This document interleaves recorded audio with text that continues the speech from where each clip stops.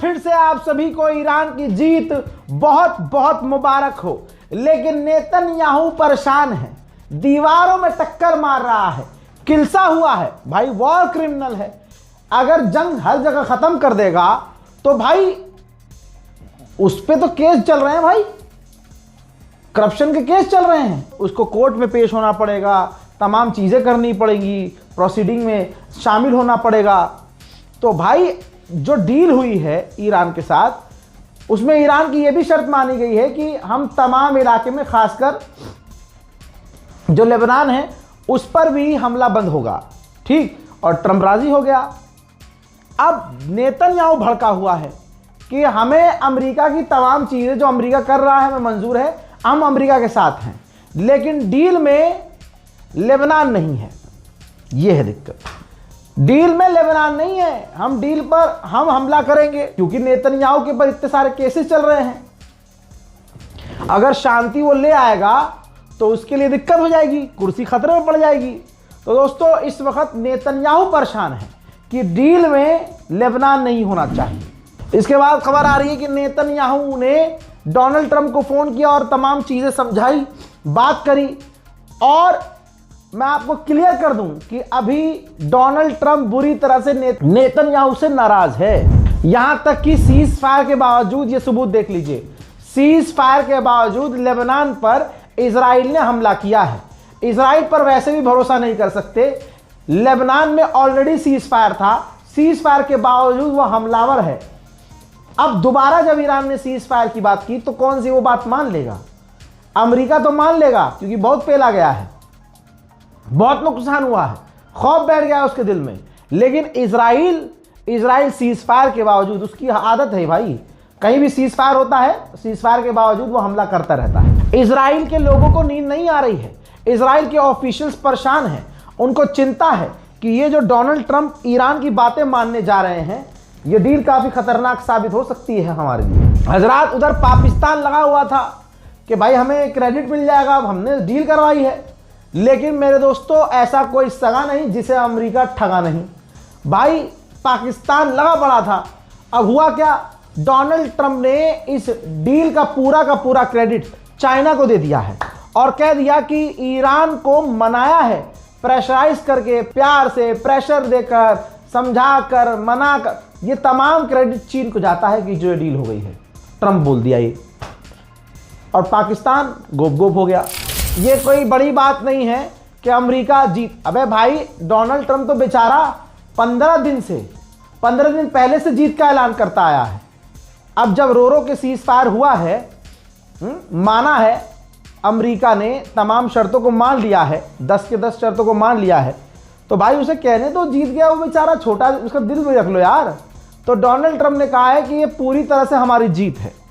अब सिर्फ एक बात पर आ जाओ, यही डोनाल्ड ट्रंप 20 दिन पहले कह रहा था कि ईरान को बिना शर्त घुटने पे आना होगा, हार माननी होगी, बिना शर्त हमारी बातें माननी होंगी।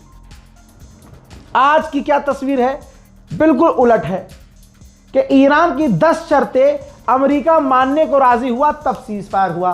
तो अब आप बताइए टोटल जीत किसकी है? वो बात अलग है कि शर्तें अमेरिका ने एक्सेप्ट नहीं की हैं, वो बात करने के लिए कल तक राजी नहीं था, लेकिन उन 10 के 10 पॉइंट पर बात करने के लिए राजी हो गया है।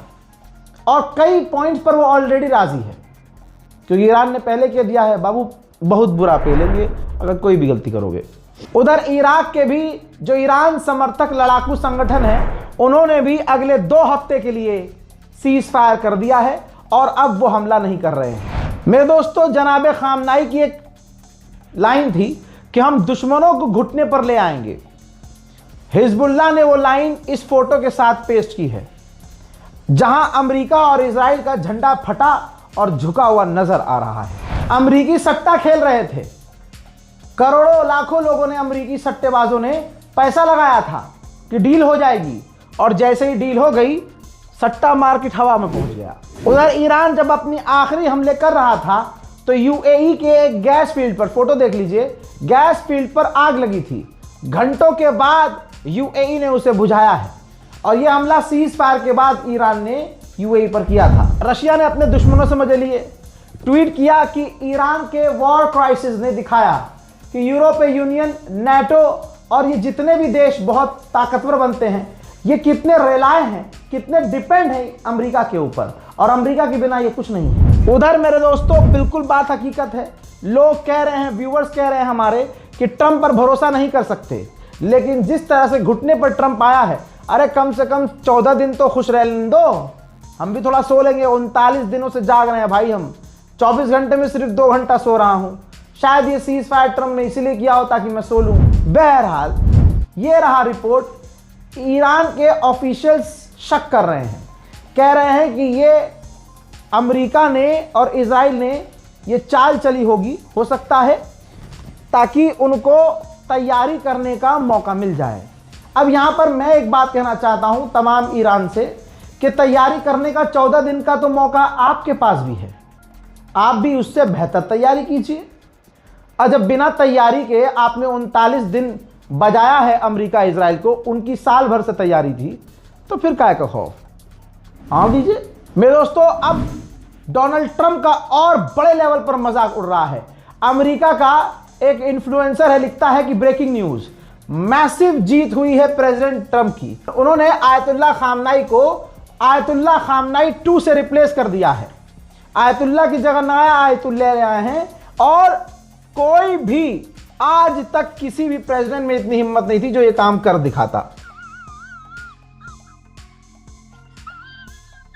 वहीं भारत के अंदर जो हमारी ईरान की एम्बेसी है हमारे मुल्क में, उसने ट्वीट किया है, डोनाल्ड ट्रंप ईरान की सिविलाइजेशन के कदमों के नीचे है, और लिखा है कि bow down to the Iranian civilization, घुटने ईरान की सिविलाइजेशन के आगे टेक दो।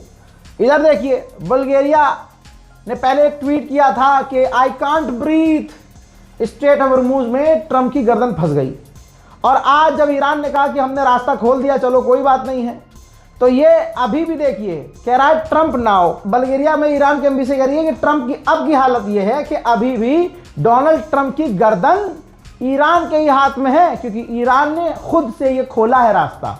कोई हमला थोड़ी किया गया है स्ट्रेट ऑफ हॉर्मुज पर, और वो जब चाहे कभी भी दबा देगा गर्दन, जब चाहे स्ट्रेट ऑफ हॉर्मुज फिर बंद हो जाएगा। तेहरान टाइम्स ने भी खेल दिया भाई। तेहरान टाइम्स ने एक कार्टून पोस्ट किया है कि अमेरिका का झंडा फटा पड़ा है, डोनाल्ड ट्रंप का बहुत चीज फटा हुआ है, ईरान की मिसाइलें ट्रंप के आगे है, ट्रंप के पसीने छूट रहे हैं। ये तमाम चीजें देखने के बाद डोनाल्ड ट्रंप के हाथ में पीस का झंडा है। इन तमाम चीज में पाकिस्तान का रोल सिर्फ दलाली वाला रहा है, खासकर आसिम मुनीर और पाकिस्तान के प्रेसिडेंट शहबाज शरीफ का। इस तरह के आर्टिफिशियल इंटेलिजेंस वाले मीम भी शेयर करके पाकिस्तान को नंगा किया जा रहा है। तरह तरह के मीम शेयर किए जा रहे हैं, जैसे ये देखिए IRGC का ऊपर ये मीम है कि IRGC को कुछ नहीं पता, IRGC बटन दबाए जा रही है और उन्हें पता ही नहीं मिसाइल जा कहाँ रही है, बस जा रही है, चल रही है और दुश्मन ठुके जा रहा है।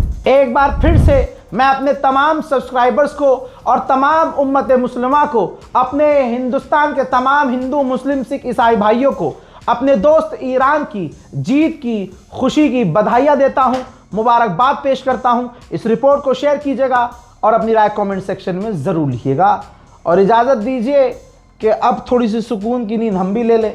हालांकि लगता ऐसा नहीं है, क्योंकि अपडेट्स अभी भी आ रहे हैं। फिलहाल के इस रिपोर्ट में इतना ही। जय हिंद।